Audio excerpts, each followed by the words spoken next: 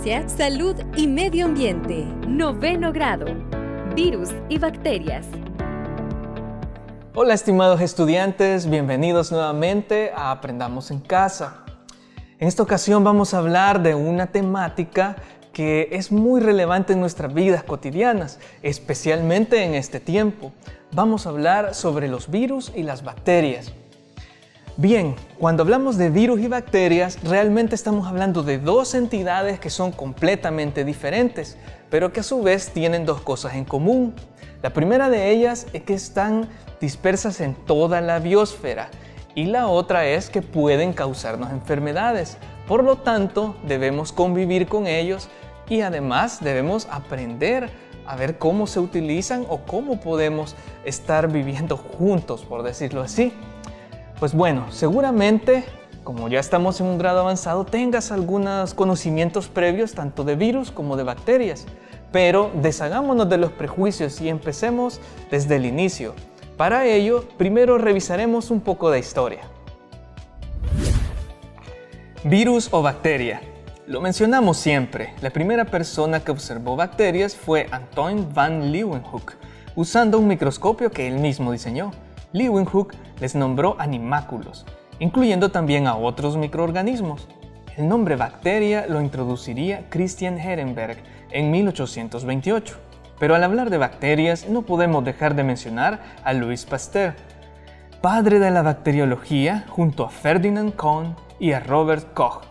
Los trabajos de Pasteur terminaron por derrocar la teoría de la generación espontánea, ayudaron a instaurar la teoría del germen y también la vacunación. Hacia 1884, Charles Chamberlain inventó el filtro Pasteur-Chamberlain, con poros tan pequeños para remover cualquier bacteria. Todo parecía encajar para el trabajo microbiológico, pero ninguno de estos grandes científicos tenía idea de lo que faltaba por descubrir. A finales del siglo XIX, estudiando la enfermedad del mosaico del tabaco, Dmitri Ivanovsky presentaría la primera evidencia concreta de la existencia de un agente infeccioso no bacteriano. Ivanovsky pasó extractos de plantas infectadas a través del inigualable filtro Chamberlain, pero no pudo retener al agente responsable, por lo que pensó que se trataba de una toxina bacteriana. Por el contrario, en 1898, Martinus Beijerinck replicó los experimentos convenciéndose de que la enfermedad era producida por una nueva forma de agente infeccioso, al que llamó virus, pero no lograría demostrarlo. Verán, en aquel tiempo toda enfermedad se atribuía a bacterias o a sus productos, y por tanto que los agentes podían cultivarse. En 1903, Ivanovsky regresa con una publicación donde describe cuerpos cristalinos anómalos en las células vegetales infectadas. Se trataba de los efectos del virus del mosaico del tabaco, o TMB. A pesar de ello, continúa intentando cultivar lo que siempre consideró una bacteria. Hacia 1917 se abre la puerta del estudio detallado de los virus, cuando Frederick Port y Félix Dejerel de forma independiente logran aislar y cultivar bacteriófagos, virus que atacan a las bacterias. Mientras Port seguía pensando que se trataba de moléculas de origen bacteriano, Dejerel intuyó que podría tratarse de agentes manipulables para controlar bacterias. De hecho, es con esta aproximación que inicia el estudio de la biología molecular, con un grupo de investigación conocido popularmente como Grupo Fago. Afortunadamente, el trabajo de estos científicos ha servido de mucho para que podamos entender la estructura y el comportamiento, cómo infectan los virus, por ejemplo. Entonces acá tenemos unos modelos que nos van a ayudar a entender cuál es esta estructura. Lo primero que notas en estos tres modelos es que carecen de células, como es el modelo que tenemos acá, de una célula eucariota. Si se fijan, no tienen tantas características en común, es por ello. Ahora, estos virus entonces, que no carecen de célula, ¿qué son? Sabemos que la teoría celular nos indica de que todo ser vivo está compuesto por al menos una célula. Entonces, la lógica nos diría de que no son seres vivos. Sin embargo, los virus, aunque carecen de esta célula, tienen unas funciones que realizan que son bastante parecidas a las de un ser vivo. Por ejemplo, pueden replicarse y también están sujetos a evolución, como lo hacen los seres vivos. Claro, eso se realiza adentro de una célula. Esto nos lleva a la definición de un virus. Un virus es una entidad acelular, es decir, pertenece al grupo de los acitota, que está formado por moléculas orgánicas, moléculas complejas como esta. Son entidades infecciosas, acelulares, formadas por moléculas orgánicas que se reproducen adentro de las células. Esa es la definición de un virus, como los que tenemos acá. Los virus son muy complejos. ¿Qué es lo que les da esa complejidad?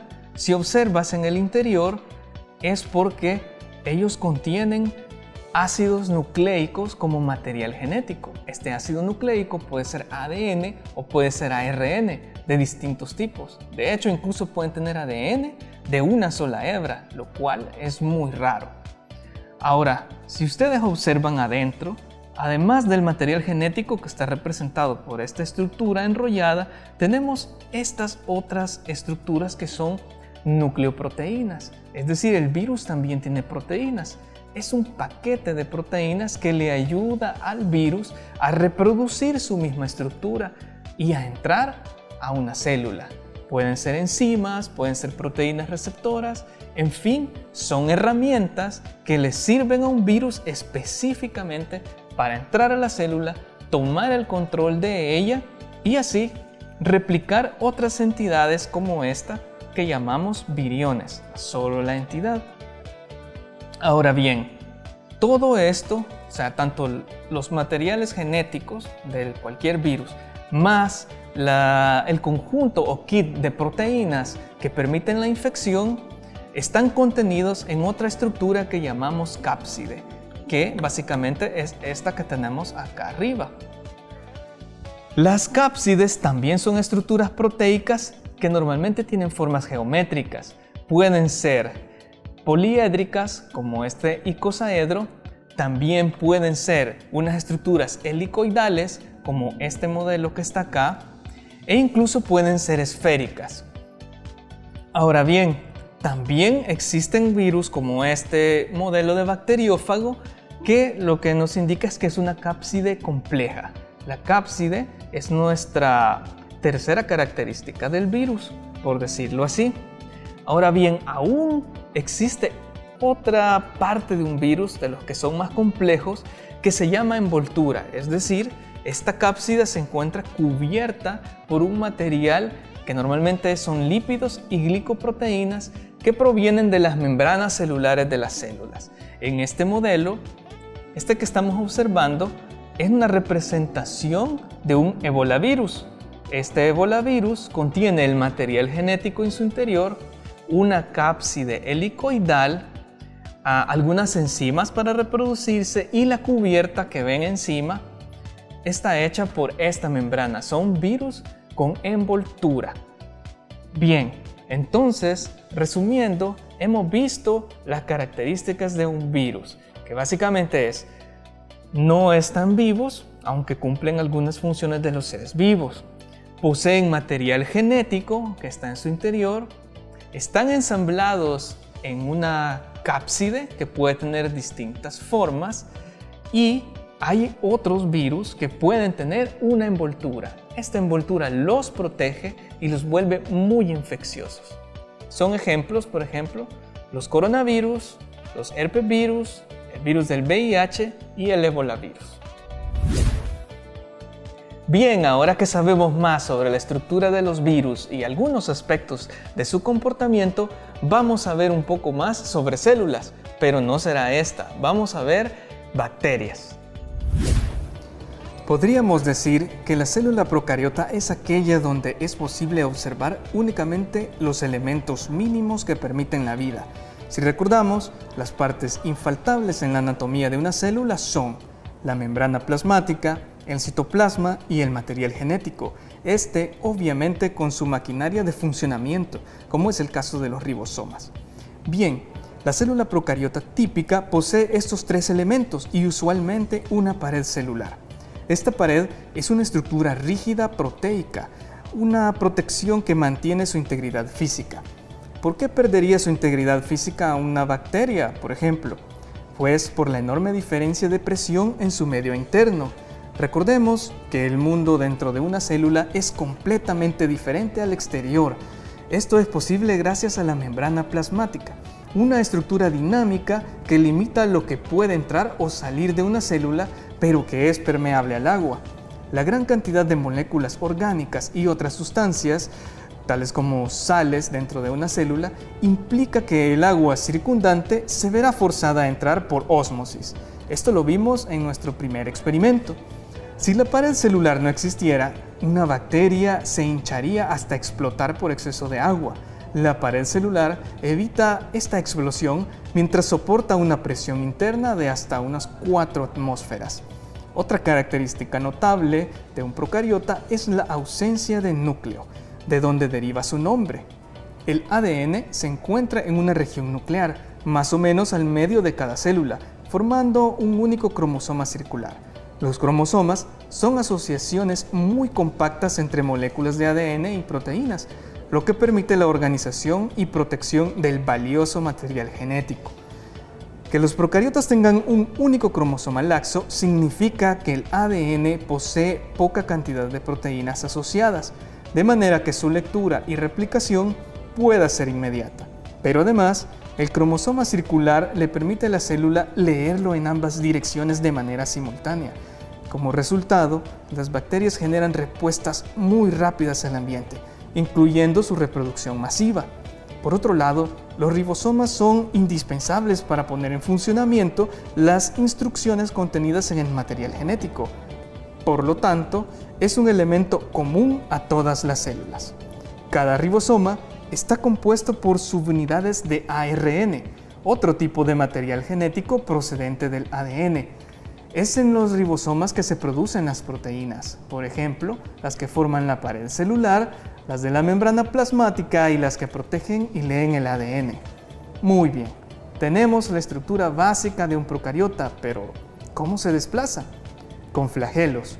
Estas estructuras en forma de látigo están formadas también por proteínas y aunque sobresalen de la pared celular, se controlan desde el citoplasma. Las bacterias rotan los flagelos como si fueran hélices de una lancha para generar impulso motriz, lo que les permite desplazarse. Una bacteria puede tener varios flagelos. Es muy probable que en este momento ya tengas idea de lo importante que pueden llegar a ser los virus y las bacterias en la salud humana y cómo influencian también en nuestras vidas cotidianas. Sin embargo, deberías saber también que las bacterias y los virus pueden ser utilizados por los seres humanos. Por ejemplo, los probióticos. Los probióticos son cepas bacterianas y de hongos que vienen en los alimentos y que nos ayudan a mejorar nuestra digestión. De hecho, son indispensables en los intestinos de los seres vivos. También existe una generación de fertilizantes que se utiliza implantando bacterias en los suelos. Estas bacterias fijan el nitrógeno y ayudan a que las plantas se nutran mejor. Por otro lado, incluso los virus pueden ser utilizados como vectores para modificar material genético, ya sea en investigación o como terapias para tratar enfermedades. Muy bien, entonces resumiendo, hemos visto que los virus son entidades acelulares formados por material genético y una cápside. Se consideran parásitos obligados, ya que solo pueden reproducirse adentro de una célula. Por otro lado, las bacterias no tienen nada que ver, son entidades celulares que tienen una membrana, un citoplasma, material genético y que cumplen diversas funciones en los ecosistemas y obviamente hacen todas las funciones de los seres vivos. Más adelante veremos más acerca de esta importancia que tienen ambos grupos. Por el momento nos quedaremos hasta acá.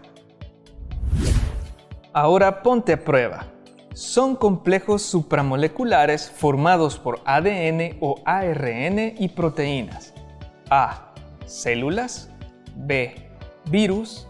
O C. Bacterias. Si respondiste B, virus, estás en lo correcto.